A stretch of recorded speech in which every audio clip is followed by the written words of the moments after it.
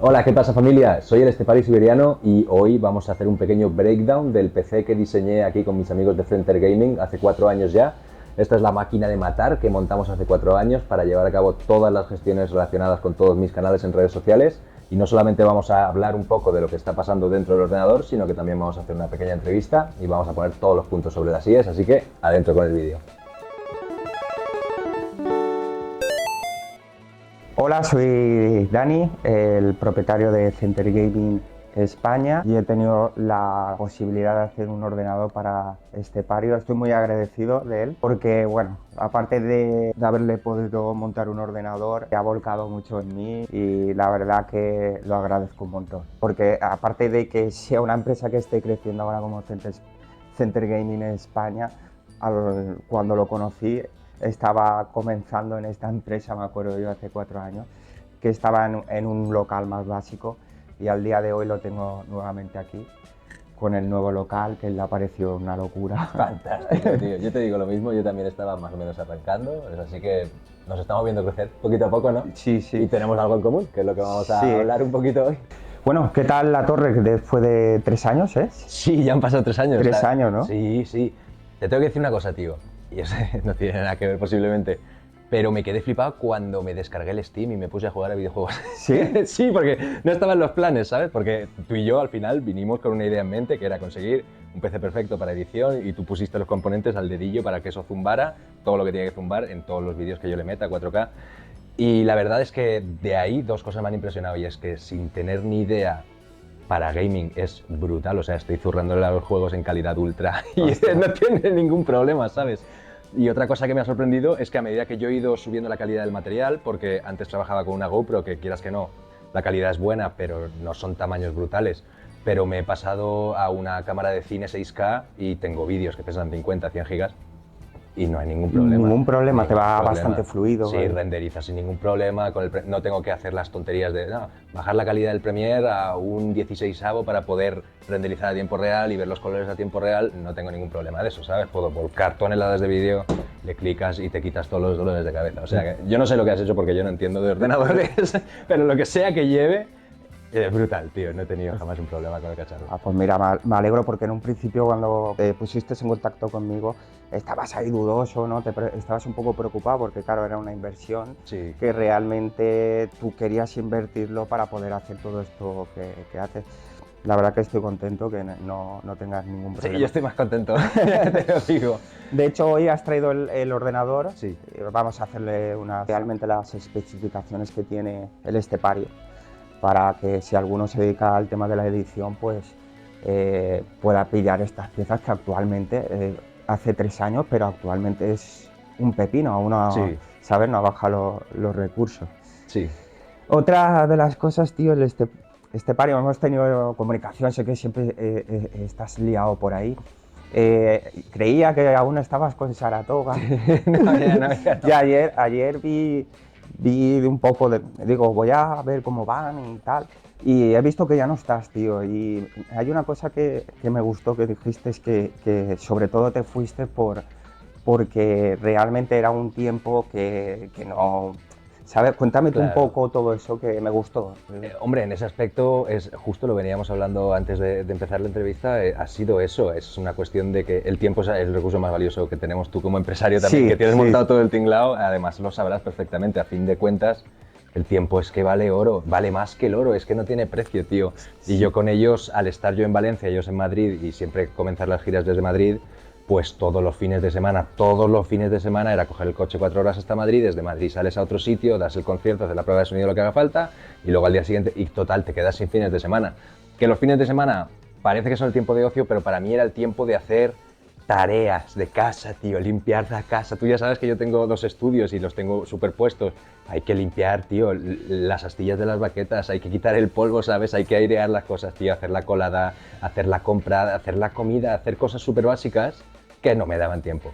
Entonces, al final fue una decisión de que yo necesitaba un poquito más de tiempo, pero por fortuna no ha habido un mal rollo con ninguno, seguimos manteniendo el contacto. De hecho, ahora vienen ellos en marzo, si no me equivoco, a Valencia. Yo estoy invitado, vamos a ir, ha quedado estupendamente. Ellos lo entienden, es algo que es complicado. Si eres músico y estás solamente en esa banda, es un paseo en barca, porque ya ves tú 2 días a la semana. pero yo tengo una carrera en paralelo que requiere una cantidad de inversión de tiempo salvaje, tío, y no me daba tiempo. Sí, ahí me identifiqué porque como empresario te entiendo perfectamente. Claro. ¿Sabes? Realmente hay mucha gente que a lo mejor no lo puede entender porque para saber eso hay que llegar al Claro, punto, hay que llegar a ese punto, a sí. este tema. Y bueno, estepario siberiano, ¿a qué? Porque yo te reconozco Sí. como Jorge también, ¿no? Sí, sí. Tu nombre no, real es Jorge. Claro, claro, mi nombre real es Jorge. Lo que pasa es que la gente, para empezar, no sabe ni que soy español ni nada, ¿sabes? Porque me ven siempre hablando en inglés y me identifican automáticamente, te ponen de americano y ya está. Estepario, pues bueno, tío, hay un libro de Hernán Hesse que es El lobo estepario y mola la filosofía que hay dentro de ese libro. Va de una persona, bueno, igual contar todo el argumento es un poco loco, pero resumiéndolo muchísimo y quitando muchos detalles, es una persona que prácticamente aprende de todo menos a vivir. Y eso parece que lo tiene siempre clavado, es como una espinita que tiene clavada y me identifico con esa filosofía cuando yo estaba estudiando. Yo era una persona muy estudiosa, empecé 2 carreras a la par y siempre estaba haciendo pues, muchas cosas que se esperan de cualquier adolescente o cualquier persona que esté dentro del esquema de la sociedad. Y parece que justo lo que a mí me gustaba era de lo que me estaba olvidando, que era de vivir, tío, y de tocar y de salir y disfrutar y bailar y compartir con la gente. Y se quedó ahí, tío. Lo de siberiano era un apodo que me ponían porque siempre voy en manga corta porque para tocar me molesta estas cosas, se me enganchan las baquetas, tío. Claro. Y siempre iba en manga corta y me decía, oye, siberiano. Y fue esa mezcla, pero es un nombre muy extraño y la verdad, para cuando tenía que haberlo cambiado, porque no es un nombre que se tenía que haber quedado de ninguna manera, porque los americanos no saben ni pronunciarlo, ¿sabes? Dicen de cada barbaridad. Pero ya para cuando el canal creció era demasiado tarde cambiarlo, digo, pues estepario siberiano, pues así se queda, ¿sabes? Pero empezó como un chiste de estos de dentro de mis amigos, mis bandas y todo eso, tío.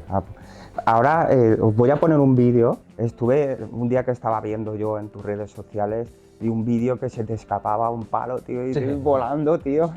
Y comentaste que eso, que no estaba improvisado. No, ese no está improvisado. Y además pasa muy poco, tío. De hecho, yo te diría que es la única vez que me ha pasado. Porque cuando se te va a poder cogerlo, no suele pasar. Además, a mí los trucos me gusta hacerlos mirando a cámara. Yo si tengo un truco aquí, no tengo la mirada aquí, tengo la mirada adelante. Entonces requiere muchas veces muchas tomas porque lo tiras y tienes que cogerlo. Y al final de practicar tanto estas tonterías sin mirar, pues cuando sin querer se te engancha y sale volando, también lo intentas coger. Que nunca sale, pero si sale, pues de puta madre. Pero tío, el palo ese parecía un imán, tío, Sí, con una mano, sí, ¿sabes? ¡Pum!